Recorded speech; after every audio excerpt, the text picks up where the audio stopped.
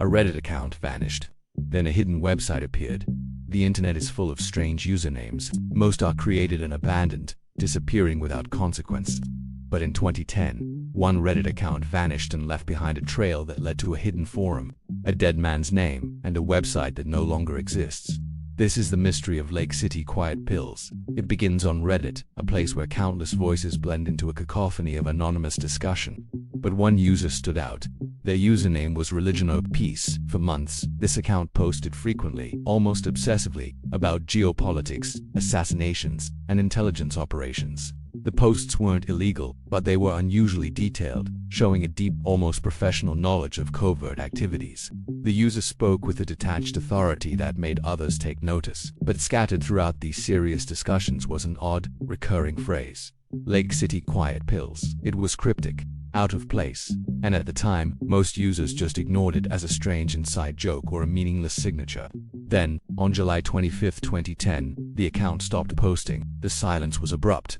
For an account that had been so active, it was like a light suddenly switching off. The internet had moved on, but a few curious users had already started to wonder. The story was far from over. Just 14 hours after Religion of Peace made its final post, a new Reddit account appeared. Its username was simply 226.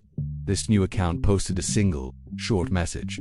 It was a stark, unverified announcement. It claimed that the user behind Religion of Peace had died, that his real name was Milo, and that the two of them had served together in the military. No proof was offered. No details were given. It was just a blunt statement dropped into the void. But the timing was deeply unsettling. The sudden disappearance of the first account, followed immediately by a post announcing the user's death, felt too specific to be a prank. It transformed what was a quirky internet mystery into something much darker. Who was Milo, and what did Lake City Quiet Pills really mean? The pieces of the puzzle were starting to connect, pointing towards something hidden just beneath the surface of the web. Driven by a growing sense of unease, Reddit users began to dig deeper. They weren't just casual observers anymore. They were digital investigators. They started by tracing the email addresses linked to the accounts, following a breadcrumb trail of digital footprints. Their search led them to a website, lakecityquietpills.com. At first glance, the homepage looked like junk. It was a chaotic mess of spammy ads and explicit content, designed to repel casual visitors. It seemed like a dead end, another piece of internet flotsam, but some users suspected there was more to it. They began meticulously exploring the site's source code, looking for hidden directories and forgotten subpages. Buried deep within the chaotic structure, they found it, a hidden forum. It wasn't advertised, it wasn't linked from the main page. It was a space that was clearly not meant to be found by the public. The mystery had just opened up. Accessing the forum was like stepping through a digital looking glass. The spam and chaos of the main site gave way to something cold and methodical. Inside, a small group of users discussed topics that were chilling in their specificity. They talked about encrypted storage devices, about how to permanently brick iron key drives to make the data unrecoverable. They discussed offshore travel logistics and the best ways to move across borders without leaving a trace. And they talked about jobs that required absolute discretion and a particular set of skills. The language was coded but clear. One user, posting under the name Angel26, made a direct reference to Milo's death. They claimed his encrypted drive hadn't just been lost. It had been deliberately and permanently destroyed. No explicit crimes were ever confirmed in these posts. No tangible evidence was ever proven, but the tone was unmistakable. This was not a game. This was not roleplay. These were serious people discussing serious business. The timeline of the forum posts added another layer of disturbance. Online investigators began cross-referencing the dates of certain discussions with real-world events. They found unsettling correlations. Some forum posts, discussing what sounded like preparations for a job, appeared shortly before high-profile assassinations made international news. One incident in particular stood out: the 2010 killing of a senior Hamas leader in a Dubai hotel room, an operation widely attributed to an intelligence agency.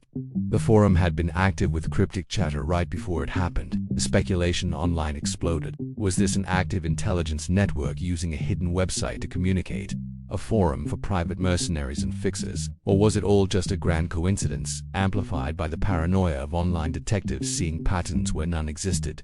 No direct link was ever proven. The connections remained purely circumstantial, but the timing was enough to make people deeply uncomfortable.